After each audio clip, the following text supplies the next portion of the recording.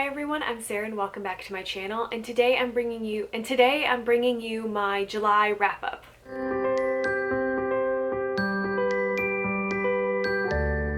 So in July I ended up reading 9 books. Well, 8 books and a DNF, but 9 books, which is pretty good considering I hadn't been reading very much the 2 months prior. And for the most part, I read a lot of books that were 4 to 5 star reads. I found a new favorite book, so overall it was a pretty good month for me. There were 2 readathons that I participated in throughout the month of July, and the first one was Becca's 48-hour bookopoly-thon, which was hosted by Becca from Becca and the Books. That was a 48-hour readathon where you were challenged with 8 prompts total to read as much or as little as you wanted to, but at least hitting one of the prompts. So I read 4 books for Becca's bookopoly-thon, which was great. And then I did also participate in the reading rush, though I did not end up publishing my reading vlog for that. 1, I didn't read as much as I wanted to, and 2, I just didn't feel very comfortable posting it after some of the things that happened, so unfortunately you didn't get to see some of the books that I read for that, but rest assured my life is pretty boring at the moment, so you didn't miss a whole lot else. Besides those 2 things, I just felt like I read quite a bit of stuff, and I'm really excited to share it with you guys. So, the first book I ended up reading was Hard in Hightown by, well, Varric Tethras, but really Mary Kirby. This is a sort of companion story to the Dragon Age video game franchise. Varric Tethras is an in-game author, and so this is the book that the idea is that he wrote it before Dragon Age Inquisition, because you find bits and pieces of it throughout that game. And so it was really fun to read. It was a sort of murder mystery crime drama wrapped up in Kirkwall, which is a city that is in the Dragon Age universe. And so there's a lot of cameos from characters who were in Dragon Age 2, which I found really exciting and fun.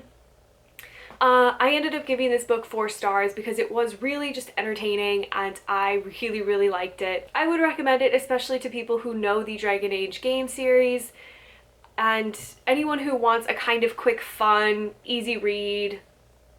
I would recommend this book too. Another book I read this month was A Whisper in the Dark by Jessi, Elliot, and KJ Sutton. It is the first in a serialized set of stories that takes place in a world where vampires are the ruling class and they are sort of sorted into specific, I guess, classes based on their eye color during their awakening ceremony. This story follows Charlie, who was the favorite daughter of the vampire king, and she ends up discovering that she is not a full vampire, and so she is cast out and basically disowned and has to go about learning how to survive and be in a world that is not meant for non-pure-blooded vampires. It is definitely a paranormal romance. I'm assuming the next in the series is going to end up following the new character that was introduced towards the end of the novella, which will likely result in some sort of love triangle.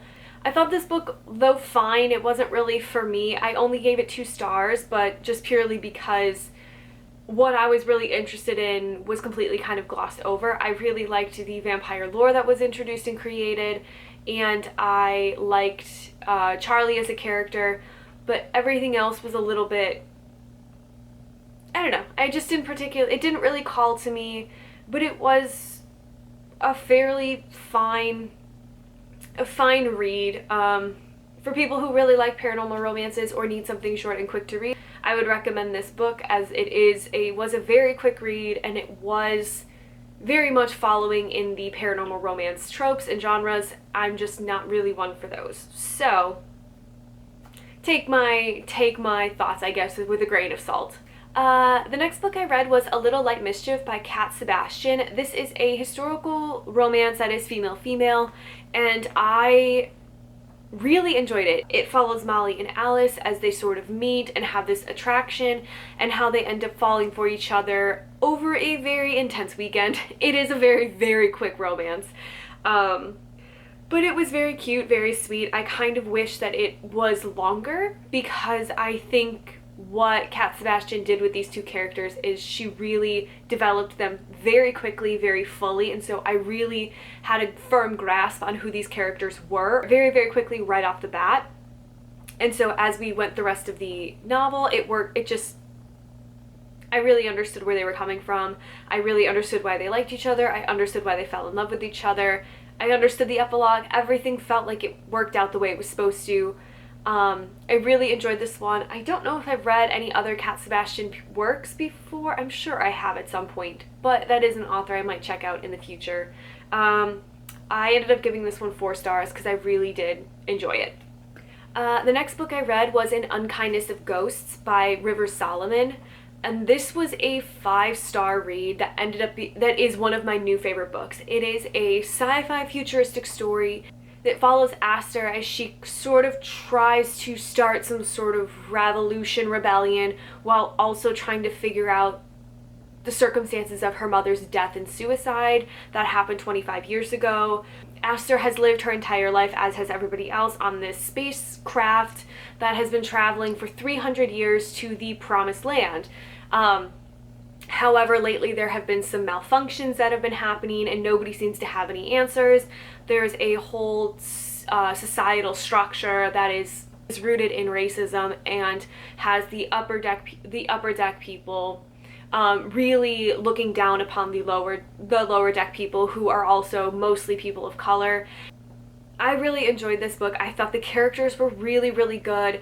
I fell in love with Aster very, very quickly. I loved her sort of pragmatism and almost cold logic at times, where she was very much focused on uncovering this puzzle, uncovering this mystery, and kind of didn't always seem to think about what was going on elsewhere. I really liked her. I liked the people that were around her. Theo was another one of my favorites. They are the medical, I guess, doctor on the ship, who has taken Aster under their wing to teach Aster how to be a doctor, in a sense. It was just so beautifully done. How everything ties together was absolutely fantastic. The setting was beautiful. River Solomon just has a fantastic way with words and imagery and telling very human stories in sort of fantastical settings, which I just so admire and appreciate. I absolutely loved this book. 5-star read. I also read The Deep by River Solomon. I had specifically been holding on to this book because I wanted to read along with the audiobook narration, which was narrated by Debbie Diggs. It had been on hold at my library for a couple of months at this point, and I finally got it at the beginning of the month, so I was able to read this book along with the audio narration, and it was such an amazing experience. I think I got so much more out of this book by reading it along with the narration, because I know that this book was written to kind of abide by a sort of oral history, and Debbie Diggs did a fantastic job with the narration. So this is the story of water creatures called the Wajinru, which sort of resemble mermaids in a very, very loose sense, who are descendants of the African women who were thrown overboard when they were pregnant as they were being carted as slaves across the Atlantic. It's the idea that the ocean itself kind of helped create these new creatures, these Wajinrus, to survive that sort of trauma. But the way that they survived was by forgetting their traumatic history and past. So there's basically one Wajinru who remembers everything, called the Historian, and once a year the Historian sort of has this ceremony that allows the other Wajinru to experience the rememberings. And then the Historian takes it back, and so the other Wajinru are able to live their lives as usual. Yetu is our main character and the current Historian, and the weight of the trauma and the memories and all the different sort of ancestors that are living in her memory and in her mind are basically killing her in a sense. They are destroying her and wearing her down. And so she is desperately looking for some sort of escape from the history and her duties as Historian, and has to learn whether or not to live with it, how to reach out, how to get people to understand where she's coming from. And there's also a beautiful love story in here about two people who really relate to each other in in a sense, and it was very, very beautifully done. Again, some really beautiful passages in here. River Solomon is just a fantastic writer. They are just so good. And if anyone has read this before, I would highly recommend listening to the audiobook as well. Everything about this was just fantastic. Another 5-star read for me. I also read The Test by Sylvain Neuvel, which was a very short novella that is about a citizen test that a man named Adir is currently in the process of taking. However, unbeknownst to Adir, it is not a physical written test that is being performed. It is a sort of virtual test of his moral character, and it's this exploration of how to really determine who somebody is, how to really explore and find out their moral character, and whether or not those types of tests can in fact tell you who a person is, or whether or not those tests are humane, or whether or not you need to take into account what it does to a person's psyche to kind of experience an event like that. It was a really, really interesting read, really, really thought-provoking, and I really liked a lot of it. I feel bad because I did only give this 3 stars though, and it's not a bad rating. It's just, it was a very, very good. It was a solid read, and it was a solid story with some really thought-provoking things, but it wasn't exactly a 4-star read for me, I guess. It's just kind of where I'm at with it. So I also read Such a Fun Age by Kiley Reid. This is a story about a young black woman who is a babysitter for a wealthy suburban white woman, and how the Amira, the babysitter, is sort of put in a situation where she encounters a racist woman and is basically held, not hostage, but held up at a grocery store by a security person who believes that Amira has kidnapped this little girl. And it's sort of the way that the two characters, Amira and the white woman, Alix, how they sort of navigate their lives after that point. And it really raises a lot of awareness to the types of racism that don't really get featured or talked about, namely in white allies, and specifically white women allies, where it talks very much about performative racism and performative allyship, where people will use kind of a black person, and black women specifically, to kind of raise themselves up and kind of remind themselves and the people around them that I'm not racist. Like, it was a very, very interesting exploration of that type of character. And I mean, I hated her, but I mean, what are you going to do? I think you're supposed to hate Alix. And then Amira was such a wonderful character, where she is about to be 26. She has recently graduated from college, and she is trying to figure out what she wants to do with her life going forward. It's very much that sort of age where I think a lot of millennials and younger generations really understand, where graduating from college, people sort of expect you to know what you're going to do next. She is very much unaware of what she wants to do, what she should do. She likes being a babysitter for Briar, but she also knows that it's not like a job. She doesn't have benefits. She doesn't really have any security or stability, and it's also part-time work. And so it's really her trying to figure out what direction she wants her life to go in. As much as I liked the kind of talking points of this book, I did only give this book 2 stars because there were a lot of issues I had with the writing of it. It was very clunkily written at times, and I really feel like Amira was kind of completely erased from the book, especially after Kelly was introduced, who is Amira's love interest and someone from Alix's past. It really felt like it became all about Alix's past and history in a way that really took away from the story that was being told in the present timeline, if that makes sense.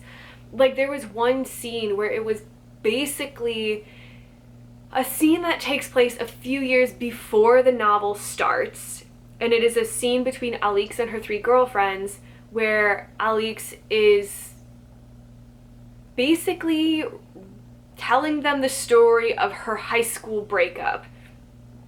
but like there's no real explanation as to why we're seeing this scene in the past. There's no connection to the future except to explain that she knows Kiley.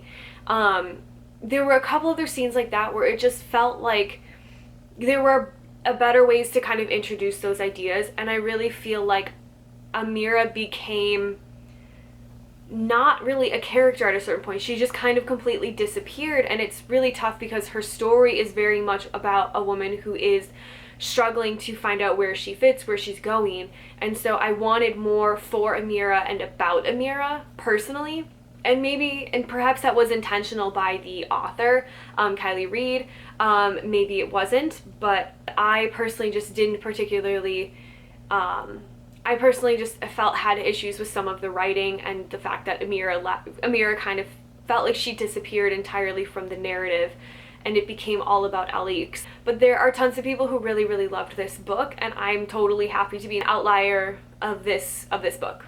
Another book I read was The Guest List by Lucy Foley, which is a thriller that takes place off the coast of Ireland. Everybody is gathered for a wedding weekend of Jules and Will, and at this wedding weekend there is a murder that takes place, and throughout the course of the book you kind of find out how everybody's sort of tied together and how there are quite a few people who had motive and potentially opportunity to murder somebody. I gave this book 3 stars because the writing was pretty good and I really liked the atmosphere of this whole novel. I think it was done incredibly well. There's a lot of amazing things in here. There's a lot of connections that I thought were really, really well done. There were some twists I thought were really, really well done, though there are a couple of things that felt a little bit too convenient at times that made it a little bit difficult for me to buy into, I guess. But like my biggest gripe with this book is that there are five point of view characters, and each of those 5 characters gets their own chapters, but they are all written in first person, and my problem with the first person is that it took me a very, very long time to keep track of who is who, because every single person had a very, very similar voice. And I think this novel might have benefited from a third person sort of point of view. I think that would have made this a little bit of a more fun and easier read. It was a fairly standard thriller overall, and I am happy to have read it. Now, the final book I read in the month of July was Zone 1 by Colson Whitehead, and I ended up DNFing this one at about 70 pages. It is a post-apocalyptic zombie novel that takes place over the 3-day period that the main character, Mark Spitz, and his two teammates are tasked, along with a bunch of other people, with clearing out Zone 1, which is, I believe, Manhattan or some other part of New York City. There was a sort of plague that created some zombie type creatures that they call skells, and they have kind of managed to contain the skells to certain zones or areas, but now they're trying to rehabilitate those zones, and so they need to send teams in to clear out any stragglers and sort of make sure that it is ready for human people to live in them again. I know that Colson Whitehead is a very, very good and gifted writer. He had a lot of really beautiful language and a lot of really interesting thoughts. But my biggest problem was the writing of this book. I just could not get into. I struggled for a week to get as far as 75 pages. It was written in a sort of stream of consciousness style. There's no real chapters or section breaks. And there was also a lot of introspection for Mark Spitz, our point of view character, where he would see something and then it would trigger a memory from his past, which was interesting, but there was never any real... It would sometimes happen like in the middle of a different paragraph, and so I had a very difficult time parsing through what was really happening and what was a memory versus what he was thinking about might happen. It was just very, very confusing for me, very, very difficult for me to get through. I just didn't particularly enjoy it, so I did unfortunately have to DNF it. It happens, what are you gonna do? But those are the 9 books that I read in July. I feel like I had a pretty good mix of good and not so good. Let me know in the comments below if you read any of these books and what you thought about them. If you have any recommendations for me to put on my TBR, I'm always looking for more books to read. Even though I have so many of them, what are you gonna do? Please like this video if you liked it, subscribe to my channel if you want to see more of my content. Thank you guys so much for watching, and I hope that you have a fantastic day.